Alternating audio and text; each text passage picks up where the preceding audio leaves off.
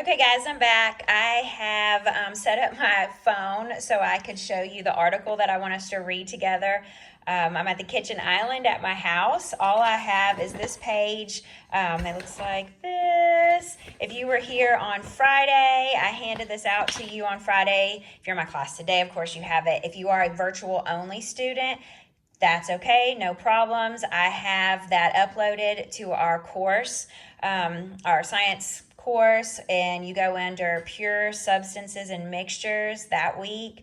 Go to Tuesday's folder, and then you will see that there is a link, and you can print this out, or if you just want to look at it and write down some notes while we're going over it, I'm going to show you the things that I think are important and what I need you to highlight for our upcoming quiz.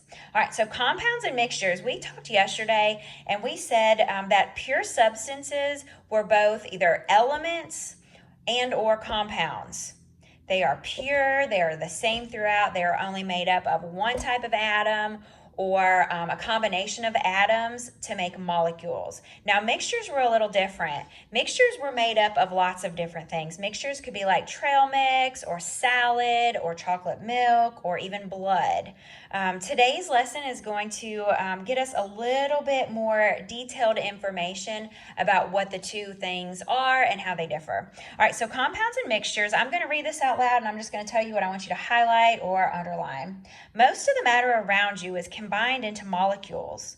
Molecules have different properties than the individual atoms they are made of. And that's important. We're going to highlight that. Molecules have different properties than the individual atoms they are made of.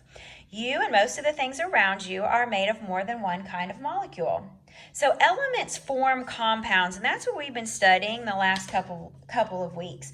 We know that hydrogen and oxygen make H2O, which is water. We've been studying that.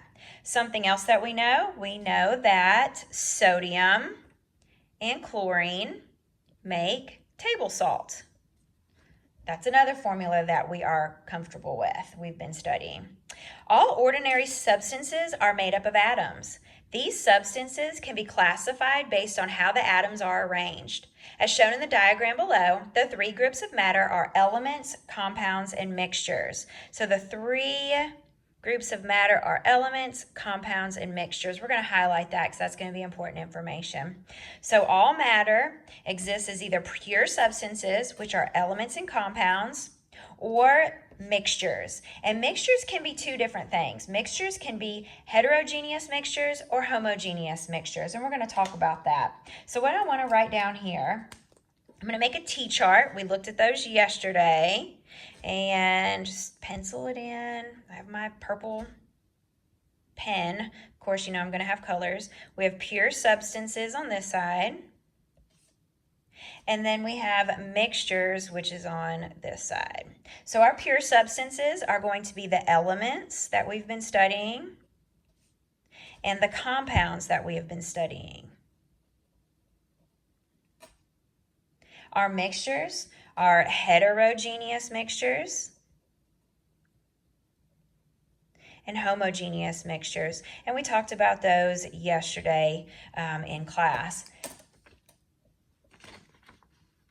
Heterogeneous mixtures are made up of more than one type of atom or one type of thing. When we said trail mix yesterday, that was like saying that there would be marshmallows in the trail mix or peanuts or M&Ms, and we could pull out each of those individual items. We could separate those.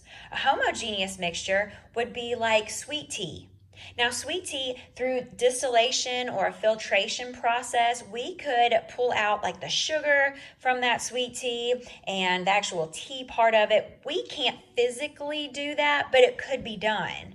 That's a homogeneous mixture where it's the same throughout. When you drink a drink of sweet tea, every drink tastes like sweet tea. It's not like you drink sweet tea and then you stop drinking and then you drink it again and it's Coke or Sprite or water or anything like that. It's always going to be sweet tea. That's a homogeneous mixture. But if I get a handful of trail mix, I might have picked through all of it and all I have left are the nasty pretzels. And so when I grab that trail mix, I might just have trail mix.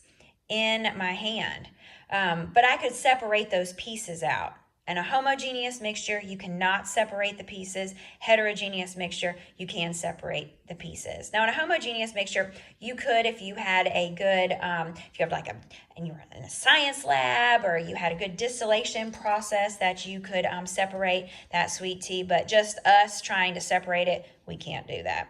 All right, elements and compounds are examples of pure substances. A pure substance, we're going to highlight here, is made up of only one kind of atom or molecule and cannot be separated into parts by physical means. So a pure substance, like an element or a compound, you and I, we can't go and take a molecule of water and pull out the oxygen from that water molecule, or pull out the hydrogen from that water molecule. Can it be done? Yes, it can be done, but we can't do it by physical means. All right, every sample of a pure substance is made up of the same kind of particles, regardless of the source of the sample. So if we have a glass of water, I'll try to draw a glass of water here. All of the substances in this glass, all of the water in this glass is the same thing. It's not a mixture, it's a pure substance. It is only water. All right, so let's flip this page over. We're going to keep going here. A compound is a pure substance that forms when two or more elements join chemically. That's what we've been studying. That is easy for us. We know that it's more than one element and it's combined, forms a compound. It has a chemical formula, just like glucose. So we have C6H12O6 is a chemical compound. We know that it has 3 elements because we see 3 capital letters. So 3 elements make up this compound. And if we're going to go back and review, we can look at the atoms in each compound. So we have 6 carbon atoms, 12 hydrogen atoms, and 6 oxygen atoms that make up the glucose molecule. 24 atoms total. All right, now let's keep going here. Talking about our compounds, we are, in the second sentence, the atoms of the elements that make up a compound bond to one another. Bonding takes place when atoms join by sharing or exchanging electrons. That is going to be a future lesson. I'm going to go ahead and highlight it because that will be important for us to know when we talk about chemical bonding. Chemical bonding occurs due to the electrons and the sharing of electrons within atoms. The elements cannot be separated easily because of this bonding. In fact, chemical means must be used to separate a compound into the elements that form it. So we're going to highlight that. Chemical means must be used to separate a compound into the elements that form it. We can't separate these bonds. We can't take a glucose molecule and say, oh, let's take the oxygen out of it, or let's take the carbon out of it. That doesn't happen. Now, can scientists do that? Yes. Can we do that? No, we're not ready. All right, the next thing, the elements that form a compound do not keep their individual properties. So that's going to be important information. What that is do you remember when we talked about sodium and those scientists in that video that I showed you threw sodium into the toilet and the toilet exploded?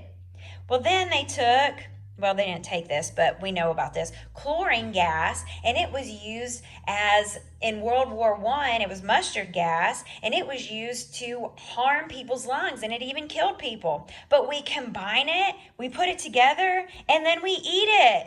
Sounds smart, right? Well, it's actually delicious. It is our table salt, and I'm going to try to draw a little salt shaker thing right here. Salt. Okay, salt is delicious to some people. All right. The properties in a compound are different than the properties of the elements. So luckily, when we put sodium and chlorine together, we get table salt and we can eat it. But if we have it separated, we need to stay away from it because it's poison and it will harm you. All right, for example, a table salt is a compound of sodium and chlorine. We just said that. Sodium is a soft metal that explodes when combined with water. Chlorine is a poisonous gas. When these elements combine, they form sodium chloride, the edible white solid that you know as table salt. I'm going to pause the video here, and you are going to watch the next video.